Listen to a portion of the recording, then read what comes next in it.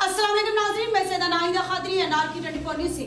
हिंदुस्तान में कदीम मस्जिदों को टारगेट बनाया जा रहा है और मुसलमानों के जज्बातों से खेला जा रहा है। जैसे कि आप लोगों को पता है कि पहले बाबरी मस्जिद को शहीद किया गया और अब ज्ञानवापी मस्जिद को टारगेट बनाया जा रहा है। ज्ञानवापी मस्जिद के खिलाफ एक सोची समझी साजिश रची गई है, यानी कि एक बहुत बड़ी प्लानिंग की गई है। पिछले 400 साल से ज्ञानवापी मस्जिद में लोग वजू करते आ रहे हैं और 5 वक्त की नमाज भी अदा करते आ रहे हैं, लेकिन उसके बावजूद भी कुछ शरपसंद लोगों ने 4 से 5 दिनों के अंदर ज्ञानवापी मस्जिद की हिस्ट्री को बदल कर रख दिया। कोर्ट में एक पिटीशन फाइल की गई और कहा गया कि ज्ञानवापी मस्जिद की जगह पहले एक मंदिर हुआ करता था।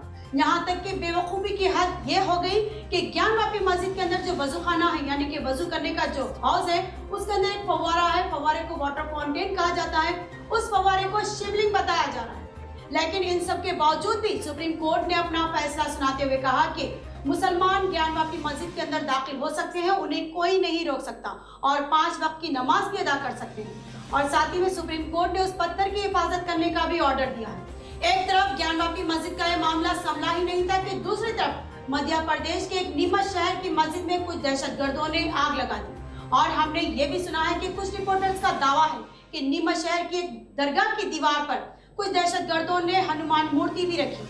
और जैसे ही नीमच शहर के हालात बिगड़ने लगे, तभी वहां के एसपी सूरज वर्मा ने वहां के हालात को काबू में कर लिया। उन दहशतगर्दों को गिरफ्तार कर वहां पर कर्फ्यू लगा दिया गया।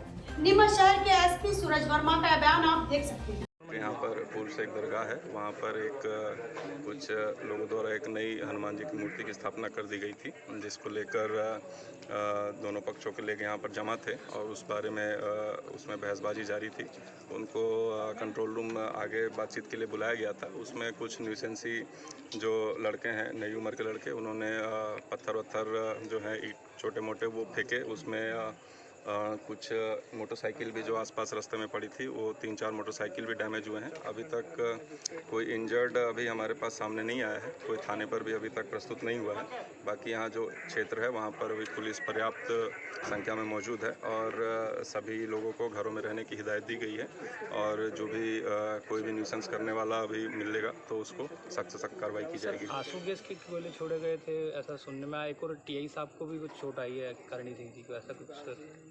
जैसा मैंने आपको बताया कि चूँकि एक मिक्स्ड पॉपुलेशन एरिया है और चूँकि कोई भी इस तरह के गॉसिप या भी कोई तरह के र्यूमर जो फैलते हैं तो क्रिया और प्रतिक्रिया की जो चीज़ें शुरू होती है, इस कारण से जो दोनों पक्ष के लोग जो इस मुद्दा था उसके कारण भीड़ जमा किए हुए थे और भीड़ जो कि डिस्पर्स नहीं हो रही थी, इस कारण से आंसू गैस छोड़े गए थे। और उसके बाद फिर वहाँ से भीड़ को वहाँ से हटाकर उसके बाद सभी गली मोहल्लों में भी पेट्रोलिंग कराई गई है और सभी को घरों में रहने की हिदायत दी गई है। और किसी तरह की भी कोई अफवाह जो आसपास अगर फैला रहे हैं तो उनको भी जो संदेश है कि अगर वो कोई भी अगर इस तरह के गलत मैसेज अगर फैलाते पाए जाते हैं तो उन पर भी कार्रवाई की जाएगी। और कोई भी अगर कोई और न्यूसेंस करने का प्रयास करता है तो उन पर भी सख्त से सख्त कार्रवाई की जाएगी। किसी को हिरासत में लिया गया है या इस तरह का कोई जो ऐसा किसी को पकड़ा है क्या सर?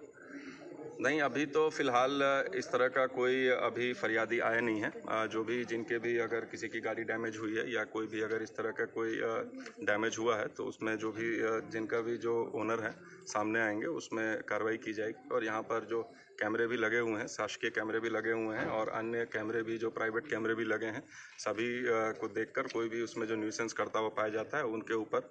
इसी तरह हम आपके सामने सच्चाई दिखाते रहेंगे। इंतजार करिए हमारे अगले न्यूज का। हमारे इस न्यूज के पेज को लाइक करिए, यूट्यूब पे सब्सक्राइब करिए। जय हिंद।